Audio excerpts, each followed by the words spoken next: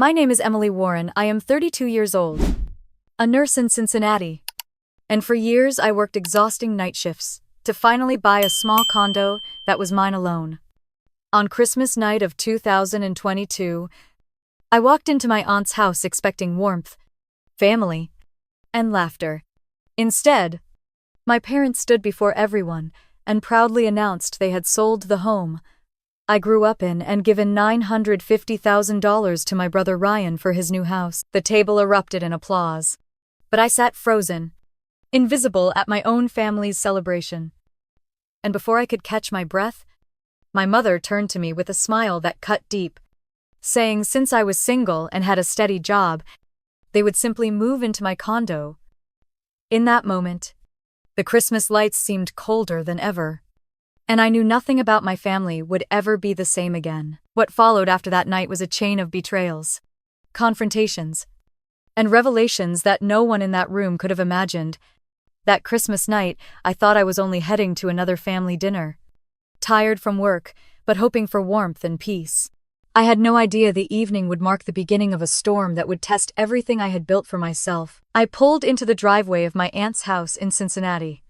The December air so sharp, it felt like it could cut through my coat. It was Christmas night of 2022, and after a 12-hour shift at St. Mary's Medical Center, my body ached for nothing more than silence and rest. But Christmas was Christmas, and no matter how tired I was, I still wanted to be with family. The windows glowed with warm yellow light, and I could see the tree in the front room, tall and glittering with ornaments we had collected for decades. When I stepped inside, the smell of roasted ham, cinnamon, and pine needles hit me. The living room was full, cousins laughing, children running around in holiday sweaters. My mother, Linda, hurried over to hug me tightly, smoothing my hair as if I were still a child. My father, Charles, gave a brisk nod from across the room, already holding a glass of eggnog. My older brother Ryan was front and center, his arms slung around his girlfriend Scarlett, who wore a red velvet dress that clung to her like she knew everyone would be watching. I set down the pie I had picked up from a bakery on my way and tried to shake off the fatigue. Ryan greeted me with a grin that felt too smug, and Scarlett gave me a little wave, her nails painted a glossy gold. I smiled politely and joined everyone at the long dining table, the tree twinkling in the corner. The plates were filled, glasses poured, and my aunt urged us all to raise a toast. I lifted my glass, expecting the usual well wishes, but before anyone could sip, my father cleared his throat. His deep voice cut through the chatter. He announced that this year, he and my mother had made a big decision. The room grew quiet as he glanced at Linda, who nodded, her face glowing with anticipation. Then he said they had sold their house and taken all $950,000 to buy Ryan a new home in the suburbs. For a moment, I thought I had misheard. The room erupted in cheers. My cousin clapped. Some even whistled. And Ryan puffed up in his seat, squeezing Scarlett's hand like he had just won the lottery. Scarlett leaned into him, her smile wide, her eyes glinting as if she had orchestrated the whole thing. I sat frozen, the glass still in my hand. My chest tightened, and my stomach turned with the weight of what I had just heard. My parents had sold the only home I had ever known, the place filled with years of family history, and given it away as if it meant nothing. As if I was invisible. My aunt dabbed her eyes, saying how wonderful it was to see parents support their son. My uncle raised his glass to Ryan's success. Ryan beamed, soaking up the attention, while Scarlett kissed his cheek. I forced myself to put my glass down slowly before my trembling hands betrayed me. No one seemed to notice my silence. Or maybe they did and chose to ignore it. My mother finally looked at me, her voice sweet and calm, telling me she knew I was proud of my brother too. I managed a faint smile, but it felt glued on, heavy and false. Inside, a sharp sting spread through me. I had worked double shifts, covered holidays, bought my small condo downtown with every ounce of sweat I had, and none of that mattered enough for even a mention. The laughter carried on, Ryan boasting about the big backyard and how perfect the kitchen would be for parties. I heard Scarlett talk about the neighborhood and how she already planned to decorate the new place. My father clapped Ryan on the back, saying this was the start of something great. I kept my eyes on the candle in front of me, letting the flame blur until my vision watered. All I could think was how easily my parents had erased me from the picture. My brother was their pride, their golden child. And I was just the daughter who worked nights and came home too tired to speak.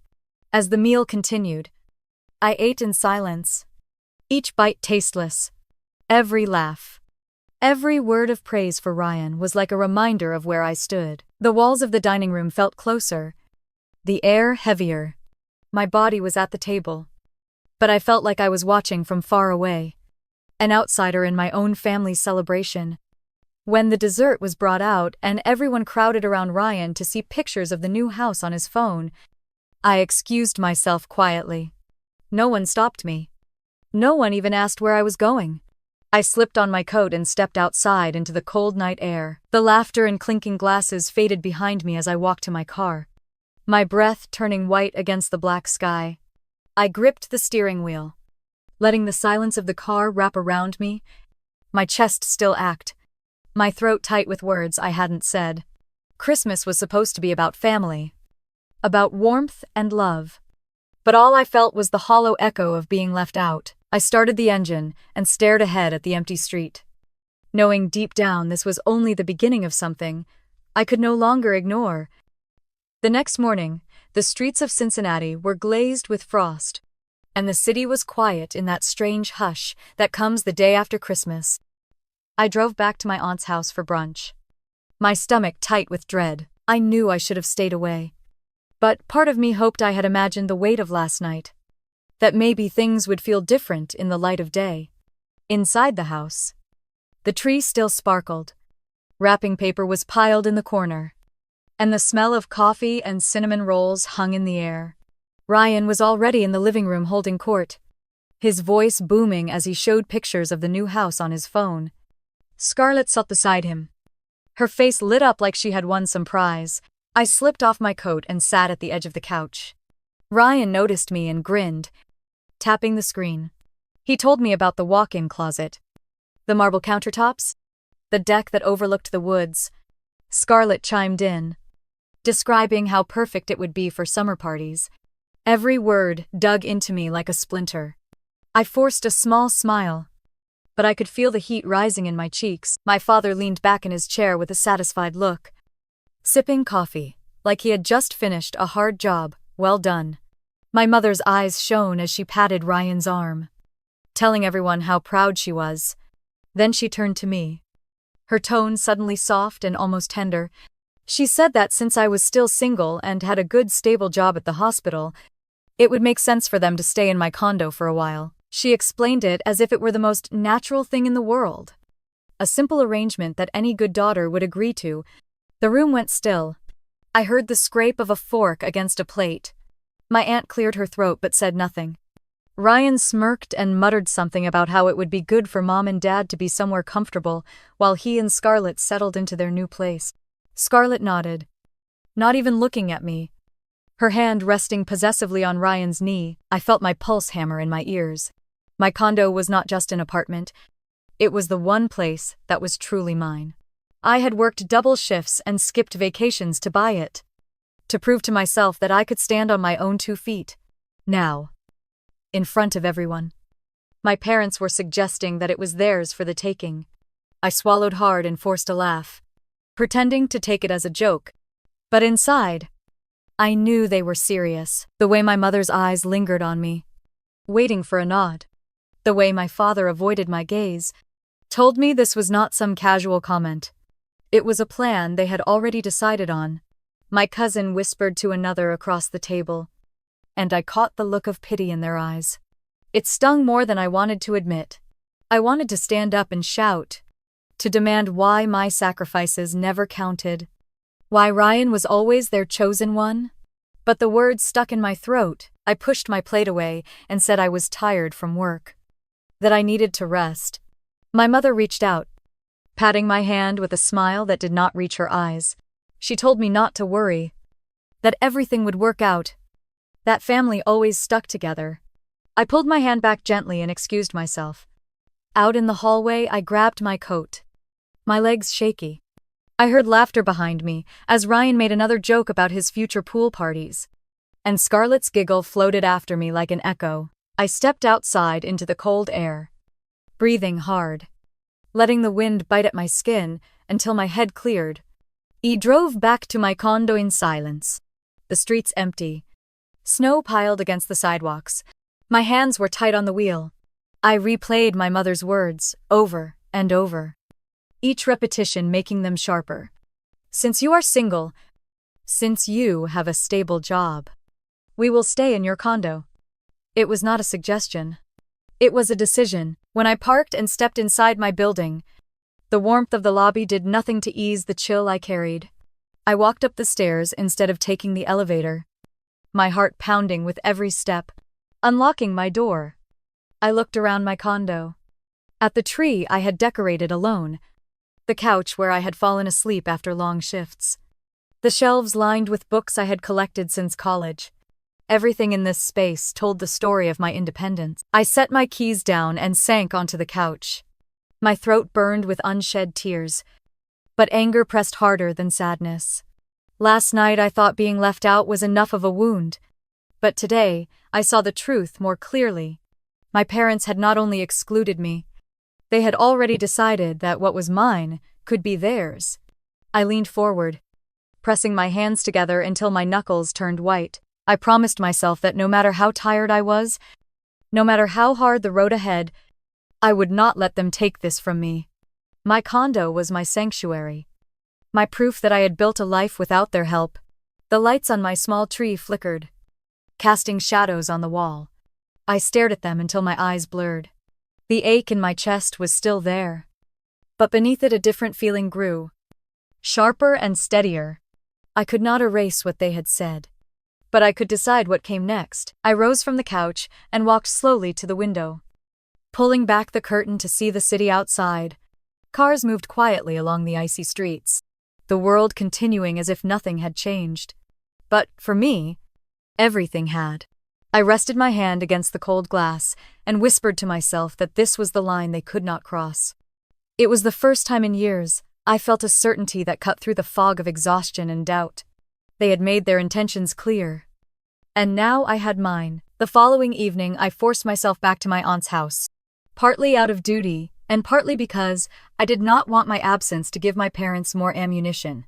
The house looked the same as the night before, lights glowing, holiday music playing softly, but the atmosphere felt heavier. I walked into the dining room, and everyone was already gathered around the long table. Bowls of leftovers steaming, glasses filled again. Ryan was in the middle of a story about how the new house had space for a home office and how Scarlett wanted to turn the extra bedroom into a yoga studio. Scarlett laughed, flipping her hair back, and the table erupted in admiration. My father leaned forward, his tone carrying across the table. He said Ryan needed this start, that it was only right he received the house since he had big plans. While I was already steady on my feet with a good career, the words hit me like a slap. He did not say it as a compliment. He said it as a dismissal. As if my life was already settled. As if there was nothing more I could want or deserve. My mother nodded in agreement, her hand resting proudly on Ryan's arm. I caught sight of my grandmother Helen sitting at the far end of the table, her lips pressed into a thin line, her eyes narrowing slightly. She did not speak, but the crease in her brow told me she was not pleased. She glanced at me for a brief second, and I felt a rush of comfort, though she quickly returned her gaze to her plate. The rest of the family sat in awkward silence. My cousins shifted in their seats, some staring at their food, others exchanging quick glances. It was as if they were all waiting for me to nod and accept what had been laid out, to make things easy, so the evening could return to cheerful chatter. I pushed my fork around the plate, my appetite gone. My father's voice droned on about sacrifice and opportunity, about how family looked out for each other. Every sentence was like another weight pressing down on me. I could feel the heat rising in my chest, my pulse quickening. Scarlett leaned forward, smiling. Her voice honeyed as she said Ryan deserved it because he was the one taking risks. She looked right at me, as if daring me to argue. Ryan chuckled and said, I should be happy for him.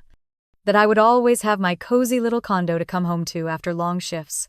The way he said it was sharp, patronizing, meant to put me in my place.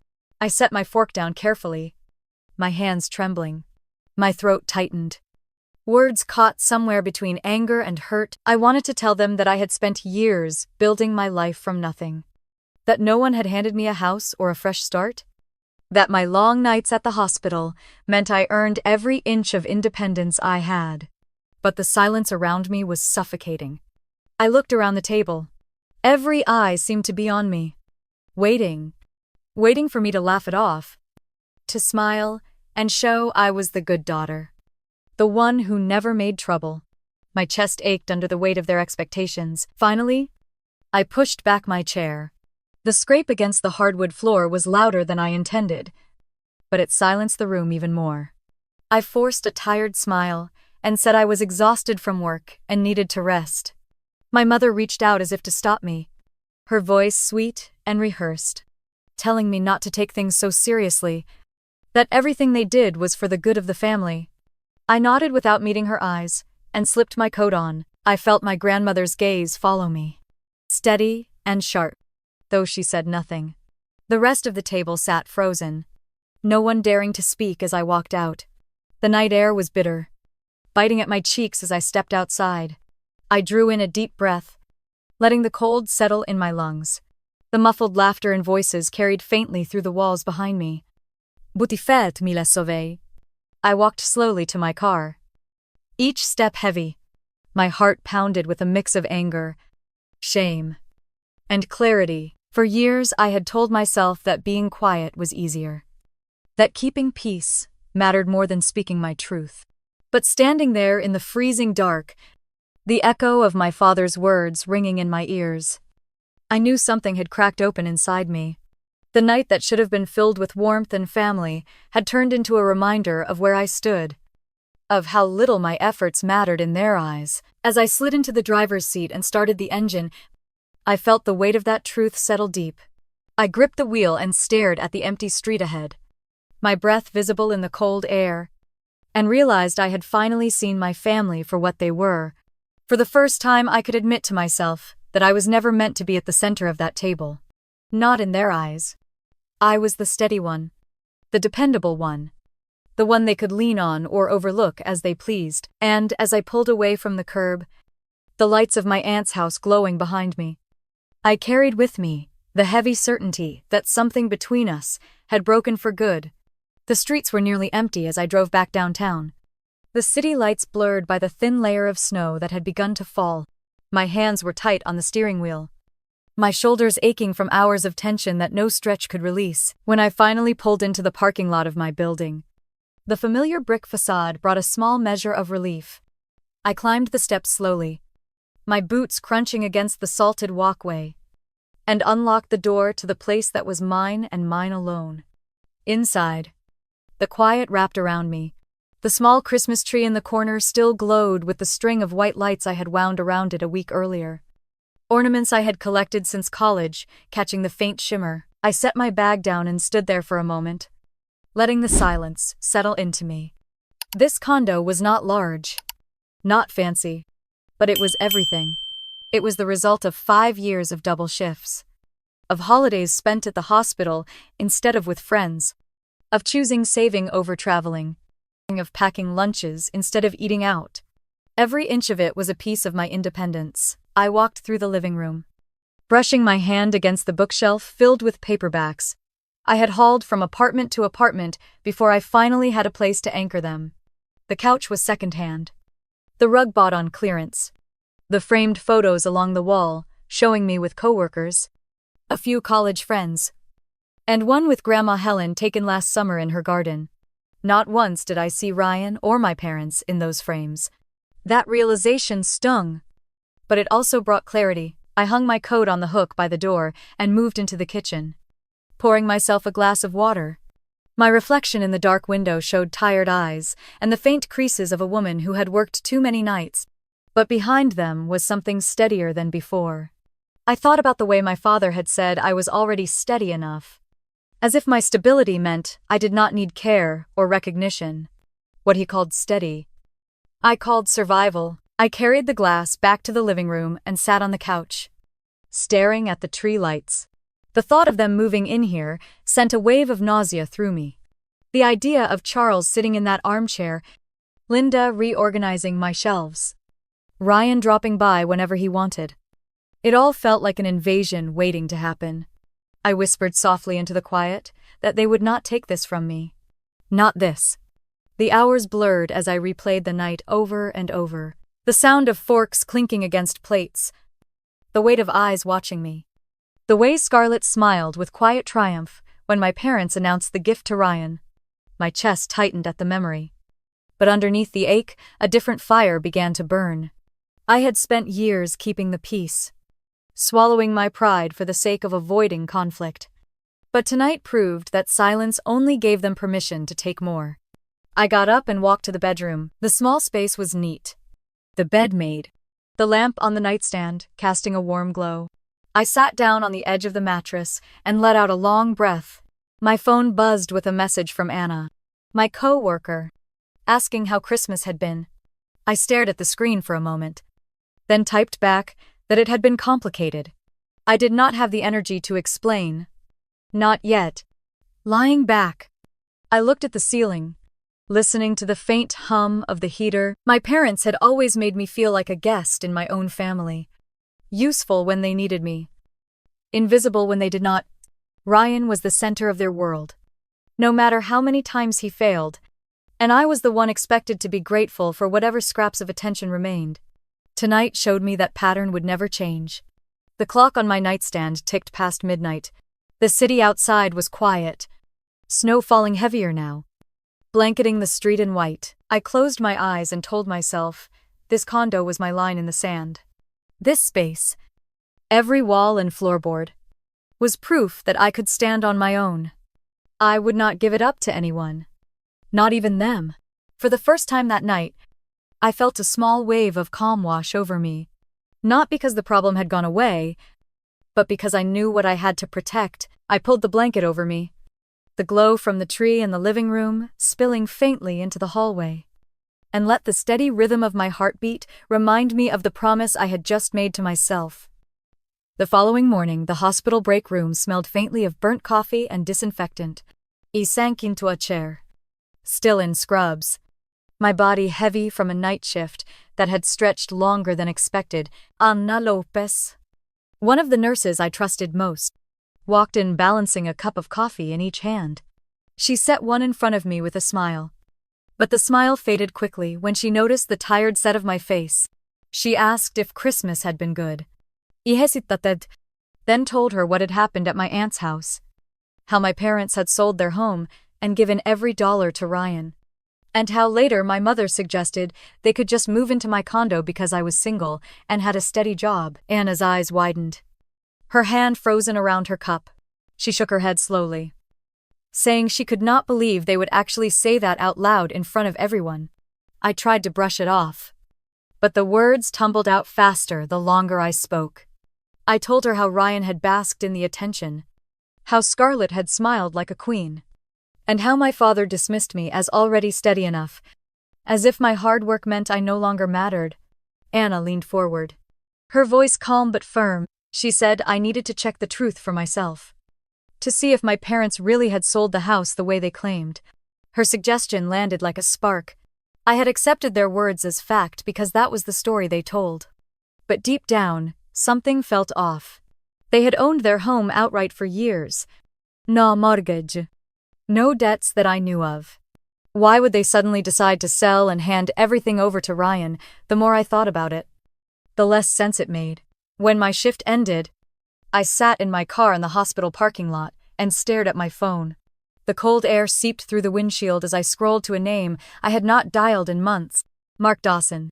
We had met in college, and while life had taken us in different directions, he had stayed in Cincinnati and built a reputation as a solid real estate attorney.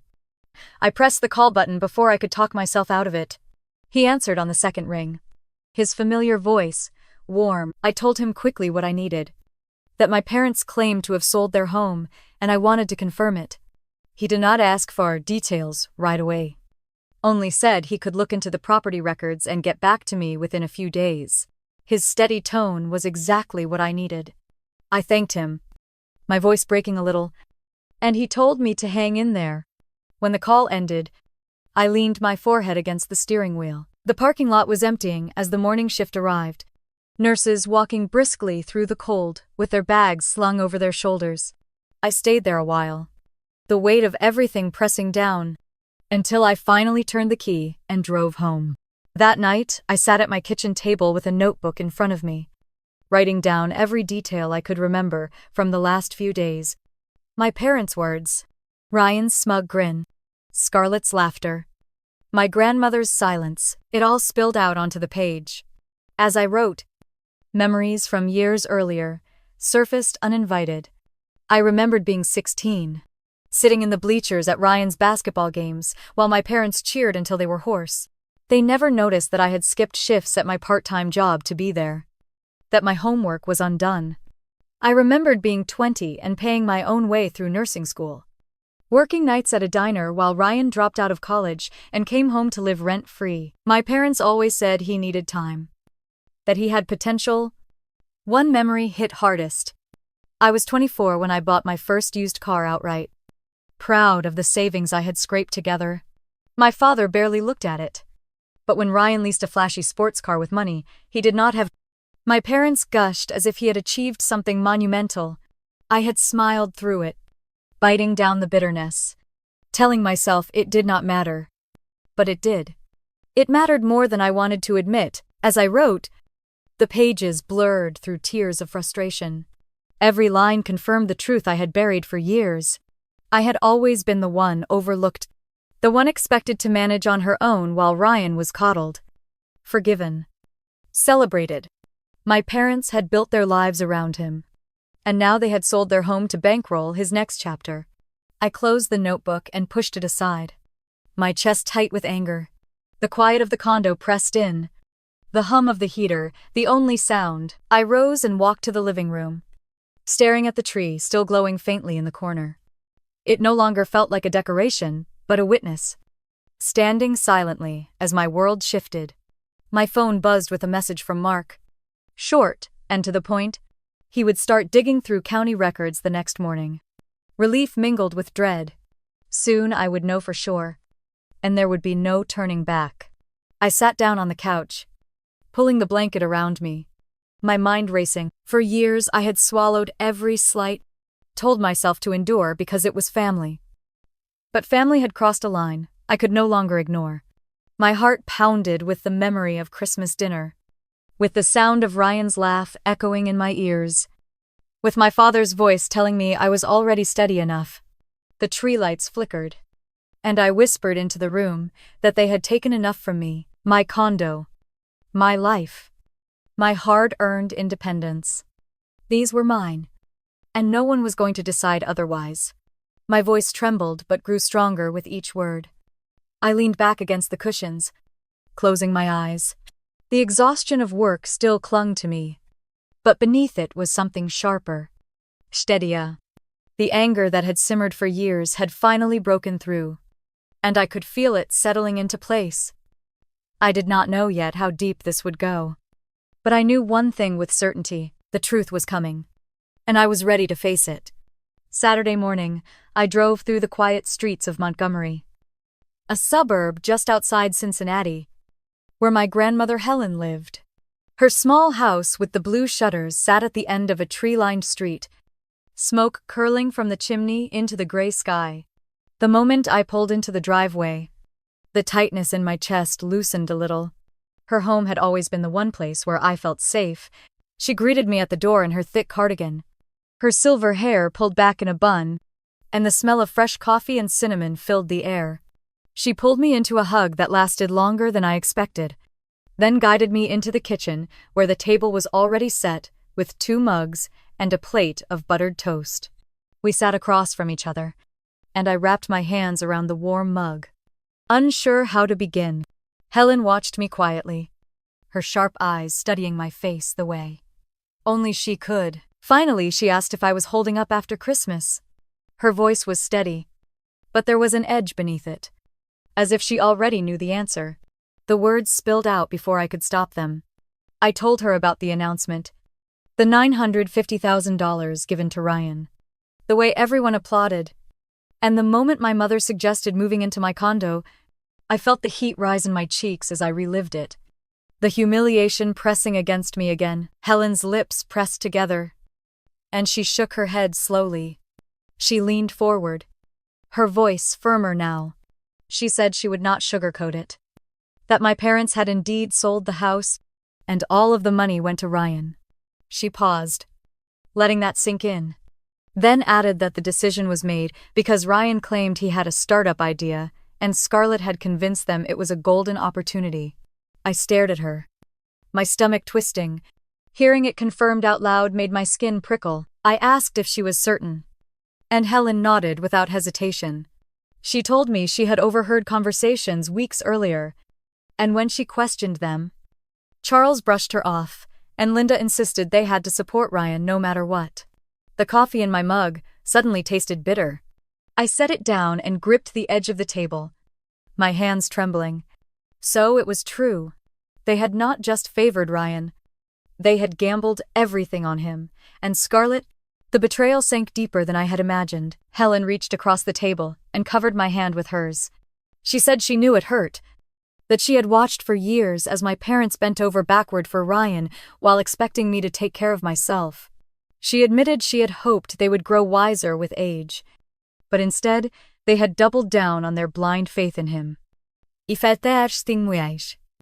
But anger rose stronger. I asked what made them believe in him so completely, when his track record had been nothing but failures. Helen's voice softened. She said parents sometimes cling to the child they think needs them most, convincing themselves that one big break will fix everything. She sighed and added that Scarlett was clever. Too clever. And she had wrapped Ryan around her finger with promises of wealth and success. The name Scarlett landed like a stone in my stomach. I pictured her that night in her red velvet dress, smiling as though she had orchestrated the entire evening. Now I saw it clearly. She was the one pulling the strings. And my parents had handed over nearly $1 million because of her. I leaned back in my chair, the anger pulsing so strong it almost drowned out my grandmother's words. Memories came flooding back again, this time sharper. Ryan dropping out of school. Ryan asking for money. Ryan moving back home with no plan. Each time my parents excused it. Each time they called him a dreamer. Now Scarlett had given his dreams a face, and they were willing to risk everything. Helen squeezed my hand, pulling me out of my thoughts. She told me she worried for me, that my parents' plan was not just about helping Ryan, but about cornering me into giving up my home. They believed I would not fight back, that I would let them move in out of guilt. Her words cut deep, because they were true. That had always been my role. The one who bent, the one who stayed silent. I shook my head and told her not this time. I could feel the determination tightening in my chest, my voice shaking but firm. I said my condo was mine and they would not take it from me. Helen's eyes softened, pride flickering across her face. She told me she believed me, that I was stronger than they gave me credit for. The rest of the morning passed in hushed conversation, Helen sharing more details she had overheard. She had seen Charles meeting with a realtor in early December. She remembered Linda bragging to one of her church friends that Ryan's new venture would put the family name on the map. Each story added another layer of betrayal, another confirmation that they had built their lives around Ryan's fantasy and erased me in the process. When I finally rose to leave, Helen walked me to the door and hugged me tightly. She whispered in my ear that I did not owe them anything, that protecting myself was not selfish but necessary. Her words wrapped around me like armor.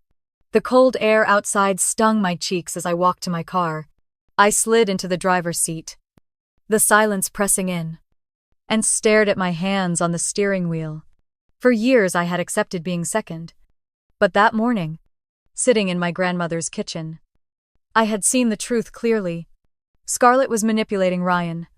My parents were blind to it, and they all expected me to carry the weight when their dream collapsed. I started the engine, the sound breaking through the stillness, and drove back toward the city.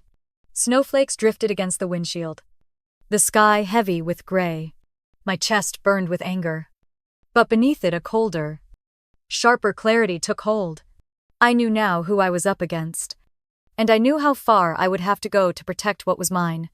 A week later, I was folding laundry in the living room when a sharp knock rattled my door. I glanced at the clock, not expecting anyone, and peered through the peephole. My breath caught when I saw my parents standing there, each with a bag in hand. My stomach clenched as I opened the door a crack. My mother smiled as if this were the most natural thing in the world. She said they had decided it was best to go ahead and stay with me for a while. My father stepped past me without asking, dragging his bag inside. My voice stuck in my throat for a moment before I managed to tell them they could not just show up and move in. My mother brushed off my protest with a wave of her hand. She said I had plenty of space, that my condo would feel warmer with them here, and that it was only temporary. My father muttered that family looked out for each other, his tone carrying the weight of command. I took a deep breath and reached for the folder I had left on the coffee table. Mark had sent me the documents earlier that week. Proof of the sale of their house and the transfer of $950,000 into Ryan's name. I held the pages out, my hands trembling but firm. I told them I knew everything, that they had not lost their home in some tragic twist, that they had willingly sold it and handed over every cent to Ryan. My mother's face went pale. She stammered that it was complicated, that I did not understand. My father's jaw clenched as he snatched the papers from my hand, scanning them with narrowed eyes. When he looked back at me, his face twisted with rage.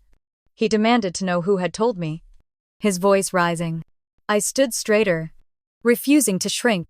I said it did not matter who told me. The truth was there in black and white. I told them they had lied to me. And worse, they had shown up at my door expecting me to fix the mess they had created. My voice cracked, but it carried. For a moment, the room was silent, except for the hum of the heater. My mother's eyes welled with tears, her hands wringing together. But she said nothing. My father stepped closer, his face red, his fists clenched. He shouted that after everything they had done for me, this was how I repaid them, by throwing their sacrifices back in their faces. Before I could answer, his hand came down hard against my cheek. The sting exploded across my skin, my head snapping to the side. For a second, the world blurred. My knees wobbled, but I caught myself on the arm of the couch, my breath shaking. I touched my cheek, hot and throbbing, and stared at him in disbelief. My mother gasped, covering her mouth, but she did not move toward me. The silence stretched, broken only by my heartbeat pounding in my ears. My father's chest heaved, his eyes wild. But I saw something else flicker there too. The shock of what he had just done. I steadied myself, my voice low but unyielding. I told them they had to leave. I said I would not be their scapegoat. I would not be the one to carry their mistakes, and I would not let them live here. My mother pleaded, saying they had nowhere else to go, her tears flowing freely now. My father muttered that I was ungrateful, that I was choosing strangers over blood. I stood my ground. My hand was still pressed to my cheek, the heat radiating through my skin. But my voice grew steadier with every word. I told them they had 30 minutes to pack their bags and walk out, or I would call the police. My mother cried harder, sinking onto the couch, whispering that I could not mean it. My father glared, his fists still tight, but he did not step toward me again. The air between us was heavy, thick with years of unspoken resentment, finally breaking loose. I moved to the door and opened it wide, letting the cold winter air sweep into the condo. My heart raced, but I held their eyes. I told them once more they had to leave. For a long moment no one moved. My mother's sobs filled the silence, and my father's glare burned into me. But I did not flinch. Finally, I walked back to the kitchen, grabbed my phone, and held it in plain sight. I reminded them that if they stayed a minute longer, I would dial. The threat was no longer just words. I stood there, the hum of the refrigerator loud in the stillness, waiting to see if they would test me. My cheeks still stung, my chest tight, but the resolve inside me felt like steel. They had crossed a line that could never be undone, and I was ready to face whatever came next. I dialed 911 with my thumb steady on the screen, my eyes never leaving the two people standing in my living room. The operator's calm voice filled my ear as I gave my address in downtown Cincinnati and told her my parents were trespassing in my condo and refusing to leave. She said officers were on the way. I ended the call and set the phone down on the counter so they could see I was not bluffing. My mother let out a sob that rattled through the room, pleading that I did not need to go this far. My father muttered something under his breath, pacing by the window like a caged animal, his fists clenched tight. I stood tall, my heart racing, but I did not move toward them. The knock came 15 minutes later, firm and sharp against the door. My father froze, his jaw tightening, while my mother looked at me with tear-streaked cheeks, shaking her head as if to beg me to pretend no one was home. I ignored her and opened the door. Two uniformed officers stepped inside, their presence filling the small entryway. The taller of the two introduced himself as Officer Simmons, his voice steady and authoritative. The younger one, Officer Green, stood just behind, his eyes scanning the room quickly before settling on me. I explained clearly, my voice trembling, only once, that my parents had come here with bags and refused to leave. I held up the folder Mark had given me and then my condo lease papers.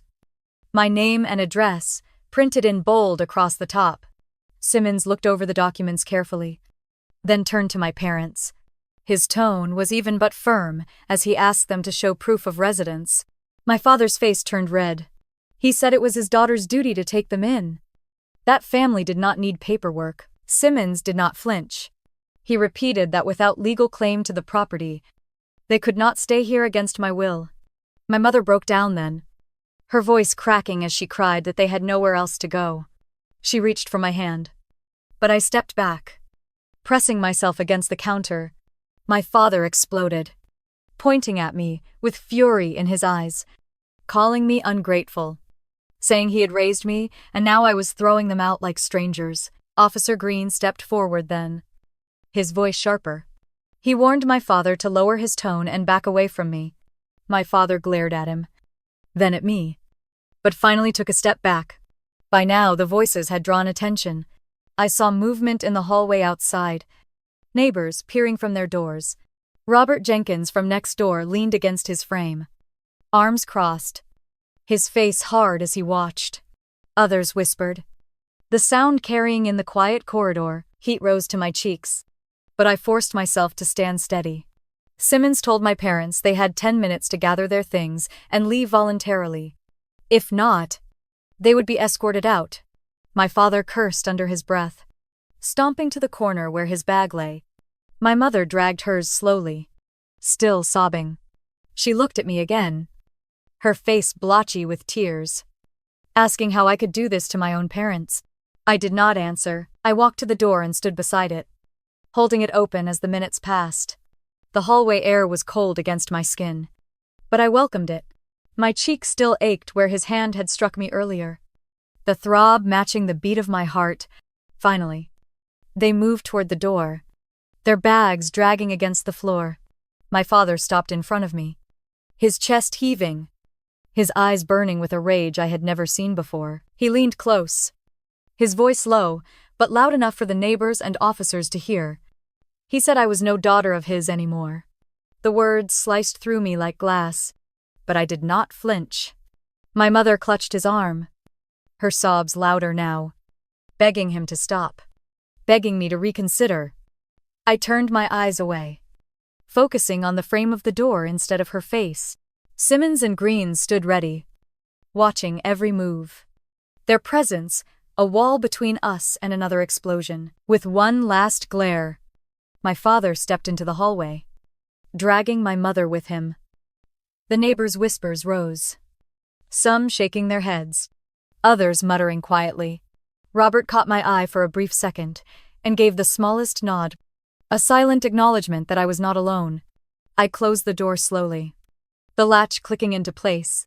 The condo was suddenly silent, except for the hum of the heater and my own uneven breaths. I leaned against the wood, my hands trembling, my body heavy with exhaustion and something else. A strange calm that came with finally drawing a line that could not be crossed again. For the first time in years, I felt the weight of their control lift, even as the ache of their words lingered. I pressed my hand gently to my cheek, then let it fall away. The room was mine again. The silence mine, the air mine, and I knew that no matter what storm came next, they would never take this place from me. The following week, I walked into St. Mary's for my shift and immediately felt the change in the air. Conversations quieted as I passed, eyes darting away too quickly. A coworker I usually joked with at the nurse's station offered only a stiff smile before turning back to her computer. The warmth I was used to had been replaced by something sharper, colder. At first I told myself it was nothing, that I was imagining things after everything that had happened. But by lunchtime, I could not ignore it. In the break room, I overheard two aides whispering near the vending machine. They spoke in hushed voices, but the words reached me clearly. They said it was unbelievable that someone could throw their own parents out onto the street at Christmas. One of them shook her head and said, "She thought I seemed nicer than that." My stomach dropped as the realization sank in. My parents were spreading lies. I sat down at the corner table, my food untouched, my chest tight. Anna came in a few minutes later and slid into the chair across from me. She leaned in close, her eyes serious, and told me that my mother had come by the hospital earlier in the day. She had been crying, telling anyone who would listen that her ungrateful daughter had kicked them out of her condo. My father had joined in, saying they had nowhere to go and that I had humiliated them. The room tilted for a moment. As Anna's words landed, it was not enough that they tried to take my home. Now they were determined to ruin my name. Years of long shifts, compassion with patients, building trust with doctors and staff, all of it could crumble under the weight of their story. Anna reached across the table and squeezed my hand, whispering that she knew better, that she had seen how I carried myself, but her eyes betrayed concern. She knew how fast gossip traveled, how reputations could unravel in the sterile halls of a hospital. By the end of the day, the whispers had grown louder. A surgeon I worked with often barely acknowledged me, his expression stiff. In the elevator, I heard two nurses from another floor mention my name, followed by the words, "heartless and shameful." I clenched my fists until my nails dug into my palms. When I got home that night, I collapsed onto the couch, the glow of my small Christmas tree mocking the chaos that had replaced joy. I pressed my hands to my face, trying to steady my breathing. The silence of my condo no longer felt like peace. It felt like isolation. The next morning, my phone buzzed with a message from Robert Jenkins, my neighbor. He said he had overheard Charles and Linda talking to someone in the hallway of our building. They were telling the same story, claiming I had locked them out with nowhere to go. Robert ended the message by saying he knew it was a lie, that he had seen the police escort them out, and that he would stand by me if I needed a witness. My chest tightened with gratitude, but the sting of betrayal still burned. I sat at my kitchen table with my coffee going cold, staring at the folder Mark had given me. The proof of their sale sat inside, undeniable evidence.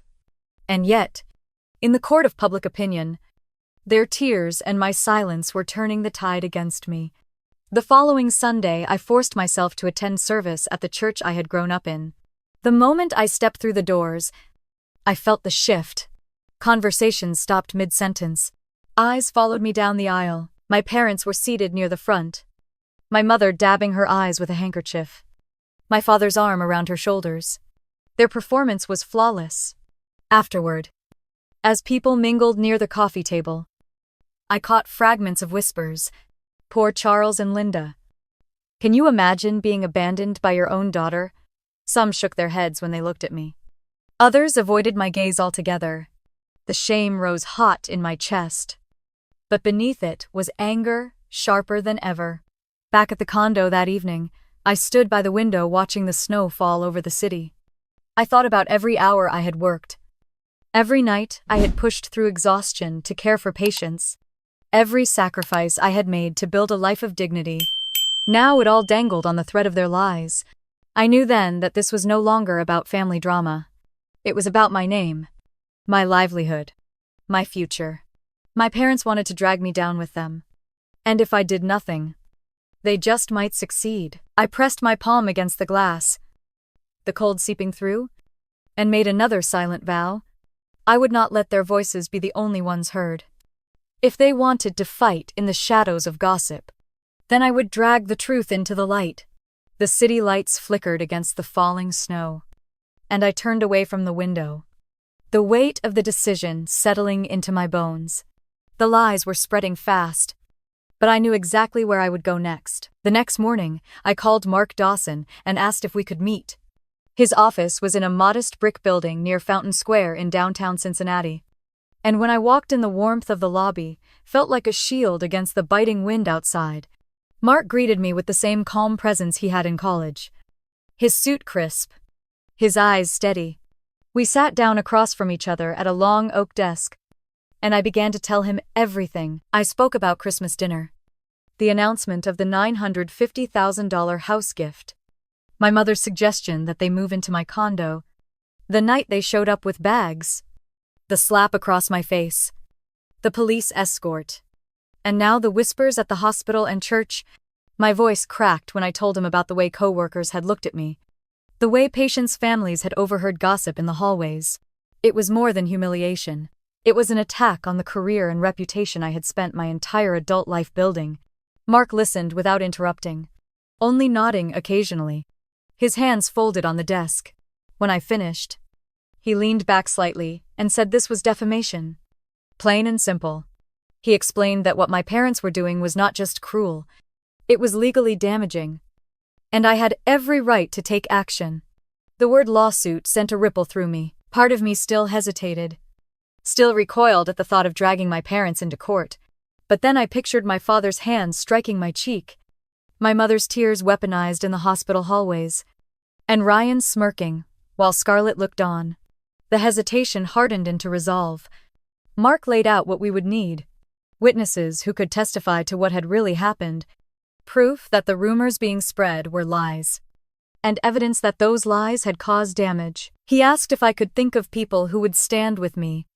My mind turned instantly to Grandma Helen, who had heard the truth about the house sale before anyone else, then to Robert Jenkins, who had seen the police escort my parents out of my condo, and Ana Lopez, who had been in the break room the day the whispers began, who had seen my mother walking through the hospital spreading her story. I gave Mark their names, my voice firmer than before. He nodded, jotting them down. He said he would contact them and prepare statements. He assured me that the law was on my side, that truth and documentation mattered more than tears and gossip. As he spoke, the tightness in my chest began to loosen. For weeks he had felt corner, as if I were being smothered by a story I could not control. Now, sitting in that office, I realized I had a way to fight back. We spent hours going through details. Mark asked precise questions about dates and times, about exactly what my parents had said, about the sequence of events from the sale of their house to the moment the police escorted them away. I answered carefully, my memory sharp from replaying each scene night after night. Every word felt like another brick laid in the foundation of something strong enough to stand against them. When I left the office, the sun had set, the streets lit by rows of holiday lights still hanging across the square. The cold cut through my coat, but for the first time in weeks, I felt warmth rising from inside. Over the next few days, Mark called regularly with updates. Helen had agreed immediately, her voice steady, as she told him she had heard Charles and Linda talk about selling the house to fund Ryan's venture. Robert said without hesitation that he would testify to the night of the police visit, that he had watched them being escorted out. Anna promised to describe what she had seen at the hospital, her own frustration clear when she told Mark how damaging their words had been. Each confirmation strengthened me. It was not just my word against theirs. I was not alone in this. By Friday, Mark called to say the complaint was ready. My heart pounded as I drove back to his office, my hands gripping the wheel. When I arrived, he slid the stack of papers across the desk. My name was written clearly on the top, followed by the words Plaintiff versus Charles and Linda Warren. He explained the process, how the suit would be filed with the Hamilton County Court, how my parents would be served, how the next steps would unfold. His voice was calm, professional, but I felt every word like a drumbeat. This was no longer a private family conflict whispered behind closed doors. This was official. This was real. Mark handed me a pen and asked if I was ready. I stared at the line where my signature would go, my hand trembling slightly. Images flooded my mind, of Christmas lights glittering, while my father said Ryan deserved everything, of my mother's smile as she suggested taking my home, of the sting of that slap, of the whispers in the break room. I set the pen down firmly against the paper and signed my name. Mark gathered the documents with a nod and said he would file them that afternoon. He looked at me and told me I had done the right thing, that this was about protecting not only my reputation, but also my right to stand on my own. As I stepped back out into the crisp winter air, the courthouse just blocks away, I realized the shift that had taken place. This was no longer about winning their approval or surviving their betrayal. This was about claiming my voice and refusing to be silenced. Snowflakes swirled around me as I pulled my coat tighter and walked toward the parking lot. I felt the weight of what was coming, the strain of family ties snapping further apart. But underneath it all was something stronger than fear. I knew I had crossed into a new battle, one that would define more than just my holiday.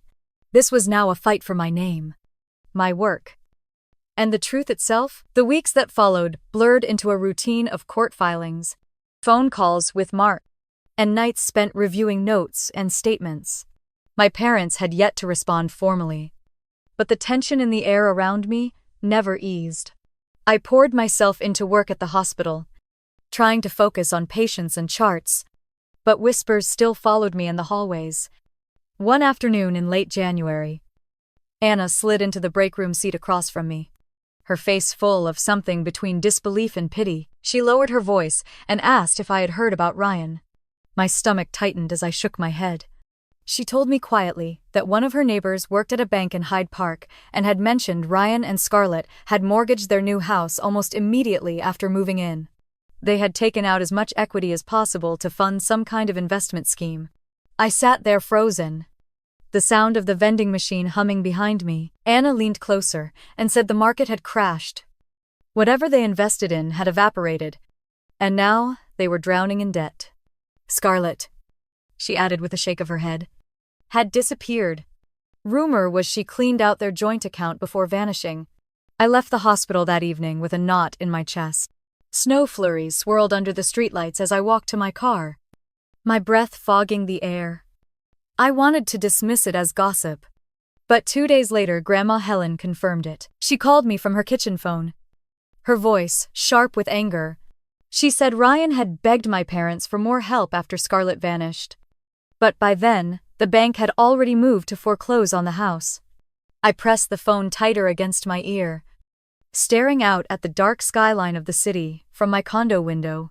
Helen said Ryan had shown up on her porch, wild-eyed, ranting about betrayal. He blamed the market. He blamed Scarlett. He even blamed my parents for pushing him to dream bigger. He never once admitted his own fault. As Helen spoke, a deep ache spread through me. I remembered Ryan as a boy, chasing a basketball down our street, our mother cheering louder than anyone. I remembered him as a teenager sneaking in past curfew while I sat at the kitchen table finishing homework. He had always been reckless, always excused. Now the recklessness had caught up to him, and he had no one left to shield him. That night I lay awake, staring at the ceiling, the city noises faint through the glass. I did not feel triumphant. There was no satisfaction in watching his world collapse. There was only the heavy understanding that this had been inevitable. Scarlett had seen his weakness and used it, and my parents had enabled it with blind faith and nearly $1 million. A week later, I passed a coffee shop on Vine Street, and through the window I saw Ryan sitting alone. His shoulders were hunched, his hair unkempt, his eyes red-rimmed as he stared into a paper cup. For a moment I thought about going inside, about sliding into the seat across from him and asking if he was okay. But my feet stayed planted on the sidewalk. I could not save him. Not from himself, not from the choices he had made. I walked away, the winter wind cutting against my face. And with each step, I repeated to myself that this was not my burden. Back at the condo, I sat on the couch, the papers from Mark spread out before me, the tree now bare and packed away. The holidays, nothing but a memory. My parents had gambled everything on Ryan and Scarlett. And now, their golden child had nothing. I could almost hear my father's voice in my head, telling me Ryan just needed another chance. Just one more push. My jaw clenched as I thought of it. The truth was there for anyone willing to see it. Ryan had fallen, and Scarlett had left him to pick up the pieces. My parents were left with regret and shame, and I was left with the knowledge that no matter what they said about me, I had chosen the only path that made sense. I had built something steady, and I had protected it when they tried to take it. I gathered the papers back into their folder and set it on the table. The silence of the condo wrapped around me again. And for the first time it did not feel heavy. It felt like clarity. Ryan's downfall was not my victory. But it was proof that their world, built on favoritism and blind trust, could not stand. The bank would take the house. Scarlett was already gone, and Ryan would have to face himself in the wreckage. I pressed my palms together, closing my eyes for a moment, and let the ache pass through me. I did not hate him. I pitied him. But I knew that pity would not change a thing. When I opened my eyes, the condo around me looked sharper, steadier. I could almost hear Helen's words in my ear, reminding me that protecting myself was not selfish. It was survival. And survival, I thought as I switched off the light and headed toward my bedroom, was something I had learned to master a long time ago. The day of the hearing arrived on a crisp morning in early November. The courthouse in downtown Cincinnati loomed tall, its stone steps cold under my shoes as I climbed them. My palms were damp, but my stride was steady. Mark walked beside me, carrying the file that held every statement, every piece of evidence. I clutched my bag tighter, feeling the weight of a year's worth of strain pressing against my shoulders. Inside the courtroom, the air was heavy with silence. My parents sat across the aisle, Charles rigid in his suit, Linda with her hands folded tightly in her lap. Neither looked at me. Ryan was not there. I wondered if shame had kept him away, or if he was simply too lost in his own collapse to face what was happening.